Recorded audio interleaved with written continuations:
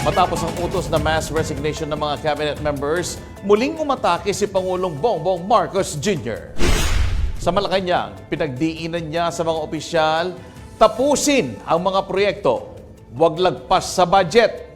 Bawal na ang delay at dagdag gastos na walang saysay. Sa kanyang talumpati habang ipinapakilala ang mga bagong batas, RA 12154 at 12180. Inamin ni Marcos na influx ang gobyerno ngayon, pero tuloy ang trabaho. Mas mahigpit na ang pag-aproba sa mga utang mula sa Official Development Assistance, lalo na kung palyado at delay. Di rin nakalimutan ni PBBM ang kalamidad. Sa bisa ng PHIVOLCS Modernization Act RA 12180, pahigtiin ang kakayahan ng bansa sa pagmonitor ng lindol, bulkan at iba pang sakuna. Hindi swerte ang sagot sa trahedya kundi kahandaan.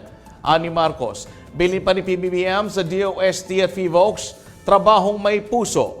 Kahit high-tech, kung walang malasakit, wala din. Mas matapat, mas mahusay na gobyerno para sa mas magandang buhay. Marcos, todo push sa bold reset ng gobyerno.